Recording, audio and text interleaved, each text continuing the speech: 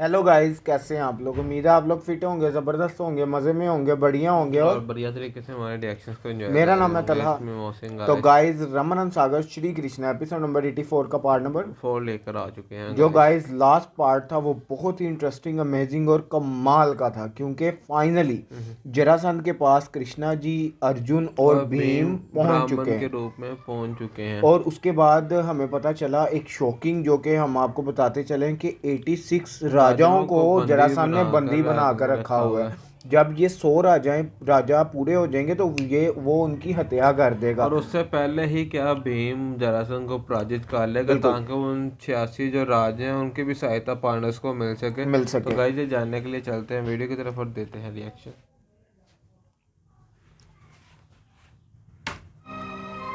हर याचक की इच्छा पूरी करने वाले नरेश हैं, एक धर्मशील सम्राट हैं। इसमें इसमें कोई संदेह है ब्राह्मण? नहीं राजन, जिस प्रकार सूर्य के प्रकाश में, जल की तरलता में और वायु के सर्वव्यापी होने में कोई संदेह नहीं किया जा सकता, उसी प्रकार आपकी वाणी भी संदेह रहित है महाराज। मनोबल बढ़ाने की आवश्यकता नहीं है ब्राह्मण। अपनी आवश्यकता बताओ, तुम्हें क्या चाहिए? स्त्री, वस्तु, द्रव्य अथवा कुछ और? नहीं राजन नहीं, ये सब भौतिक सुख तो संसार में पीड़ा के कारण मात्र हैं। हम ये सब आकांक्षा लेकर यहाँ नहीं आए हैं। तो फिर ऐसी कौन सी आकांक्षा है जिसे जरासंध पूरा नहीं कर सकता ब्राह्मण? बताओ, तुम्हारे मन में ऐसी कौन सी लालसा है जो तुम्हें यहां खींच कर लेकर आई है? लालसा लालसा तो केवल एक ही है महाराज। वो क्या है? युद्ध, केवल युद्ध। युद्ध? सुनो युद्ध! सुनो युद्ध! युद्ध सुनो! युद्ध, वो भी जरासंध से। निश्चय ही महाराज, हम लोग आपसे द्वंद्व युद्ध की इच्छा लेकर आए हैं। बोलो, स्वीकार है? अरे क्या मती भ्रम के शिकार हो गए हो ब्राह्मण, जो महाराज जरासंध जैसे महाबली से युद्ध करना चाहते हो? तुम लोग शांत रहो याचक। तुम लोग ब्राह्मण हो या ब्राह्मण के वेश में कोई और, पहले ये निश्चित हो जाए। इस समय द्वंद्व युद्ध की आकांक्षा करने वाला मैं केवल एक योद्धा हूँ। परंतु द्वंद्व युद्ध समान योद्धाओं के बीच संभव है। जरासंध जैसे पराक्रमी योद्धा के विपक्ष में लड़ने वाले योद्धा का कुल, गोत्र और वंश का तो ज्ञान होना चाहिए ब्राह्मण। राजन, ये कैसा धर्म पालन है? ये कौन सी मर्यादा है कि एक दान वीर के सामने याचक को अपना परिचय भी देना होगा? महाराज जरासंध के मुख पर युद्ध के नाम पर ये भय मुद्रा कैसी?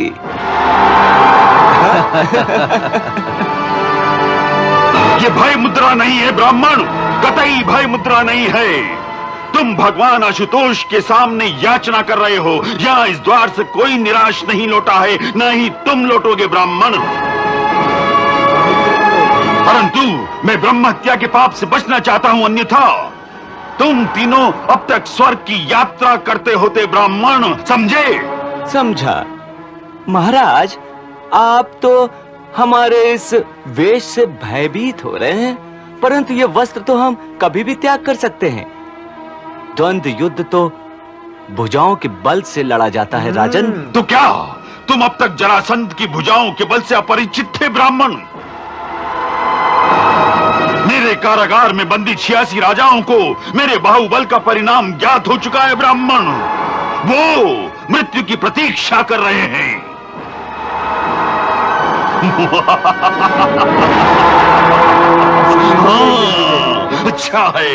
अच्छा है ब्राह्मण, तुमसे एक संख्या और बढ़ जाएगी। हाँ, मुझे ज्ञात है। अत्याचार और अभिमान की इसी पराकाष्ठा ने उन राजाओं को अमानवीय यातनाएं भी दी हैं। मुझे ये भी ज्ञात है कि उनकी स्त्रियों को बलात् तुम्हारे महलों में रखा गया है। क्या यह अपराध नहीं है महाराज जरासंध? नहीं ब्राह्मण, कतई नहीं। मैंने इन सभी नरपतियों को युद्ध से जीता है। मेरे विचार से जो क्षत्रिय बाहुबल से हीन है, उसे शासक होने का अधिकार कदापि नहीं है, समझे? इसीलिए तो हम आपके बाहुबल की परीक्षा के लिए यहाँ आए हैं। सावधान सावधान सावधान स्नातक, तुम क्या मुझे युद्ध के लिए ललकारते हो? युद्ध के लिए नहीं महाराज, द्वंद्व युद्ध के लिए। द्वंद्व युद्ध के लिए। युद्ध में तो कई ऐसे लोग भी मारे जाते हैं जो बेचारे निर्दोष होते हैं। आप हम तीनों में से किसी एक को चुन सकते हैं महाराज जरासंध। महेश्वर साक्षी है ब्राह्मण, मैंने आज तक किसी योद्धा को दंत युद्ध के लिए ललकारने पर विमुख नहीं किया है। फिर भी मैं तुमसे पूछ लेना चाहता हूँ, क्या तुम्हें मृत्यु का भय नहीं है? मृत्यु का भय? अहंकार। और मृत्यु की बातें तो कायर और निर्वीर लोग करते हैं। महाराज, मुझे ऐसा लग रहा है कि मृत्यु भय आपको आहत कर रहा है। हे कटुभाषी स्नातक, सत्य कहो, तुम कौन हो? तुम कोई भी हो, पर निश्चित रूप से ब्राह्मण नहीं हो। ये भी पता चल जाएगा। हम कोई पहली बार तो मिल नहीं रहे। क्या कहा? तुम हमसे पहले भी मिल चुके हो, परंतु कहां ब्राह्मण? वहीं मथुरा में। मथुरा में? हाँ, मथुरा में। तुम्हारे दामाद कंस की मथुरा में। क्या इतनी शीघ्र भूल गए जरासंध? मैं वही यदुवंशी कृष्ण हूँ। कृष्ण? कृष्ण? हाँ, कृष्ण। और ये हैं पांडुपुत्र भीम, और ये हैं अर्जुन। अच्छा, तो अब दरिद्र याचकों का भेष धारण करके आए हो कृष्ण। अगर तुम अपने सहज भेष में भी आते ना कृष्ण, तो जरासंध पीछे नहीं हटता। मैं तो पहले ही संदेह में था कि क्षत्रियों जैसे गठीले शरीर और धनुष की डोरियां खींचने वाली ये उंगलियां कदापि ब्राह्मणों की नहीं हो सकती। भेष बदल कर आने से तुम्हारे मन में छुपी किसी कुटिलता का आभास होता है कृष्ण। कुटिलता रही होती तो तुम्हें द्वंद्व युद्ध के लिए नहीं ललकारता जरासंध। तुम क्या मुझे द्वंद्व युद्ध के लिए ललकारोगे कृष्ण? गुर्जरात्रा के युद्ध में भाग चुके हो तुम। मैं एक भगोड़े को मारकर कलंकित नहीं होना चाहता हूं कृष्ण। तो फिर इन दोनों में से किसी का चुनाव कर लो।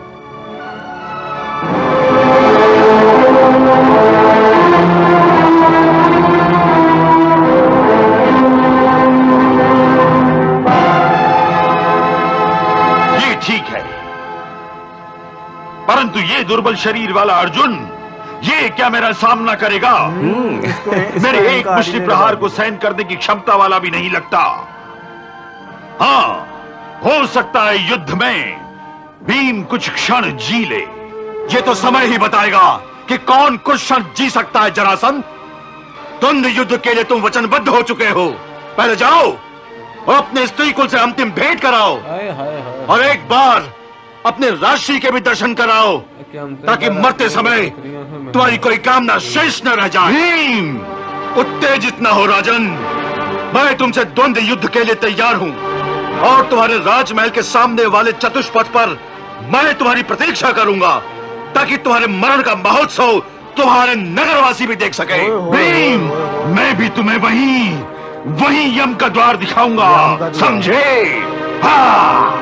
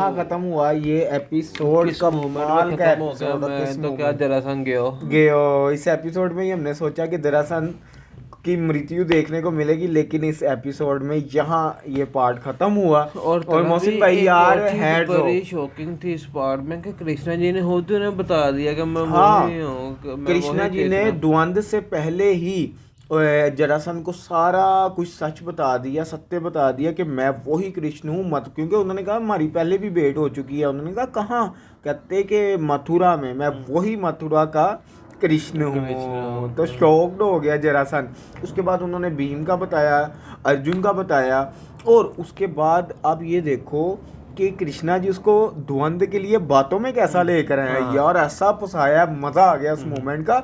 और उसके बाद उसको कृष्णा जी ने कहा चलो मुझे छोड़ो, मैं भाग गया था, मेरे से ना द्वंद करो, तो इन दोनों में से कोई सिलेक्ट कर लो। दिल करे उसे सिलेक्ट कहते कर। अर्जुन तो मेरा एक भी भार नहीं सहन कर पाया। ये जो है ये थोड़ी देर क्वेश्चन जीवित रह जाएगा, मेरे से लड़ पाएगा, तो इसके साथ ही मैं द्वंद करता हूँ। मैंने कहा लो, उसने स्वयं अपनी मृत्यु को चुन लिया मतलब कि जो कृष्णा जी प्लान करके आए थे सेम वही प्लान के मुताबिक जरासंध भी उतरा है। तो अब जरासंध और भीम में द्वंद शुरू हो चुका था, तो हमारी आंखें और हम खुद अंदर से भी देखना चाहते हैं ये जरासंध का अंतिम समय कब आएगा। मोहसिन भाई इसने बड़ा ही कहर मचाया है, उसका गदा तो उसके हाथ से गिर चुका है। तो गाइस ये तो नेक्स्ट पता चलेगा कि होने क्या वाला है। जहां तक ये वीडियो अच्छी लगी तो लाइक शेयर कमेंट और हमारे चैनल को सब्सक्राइब करना मत मिलते हैं भूलिएगा next guys। Video next part के साथ। Love you India.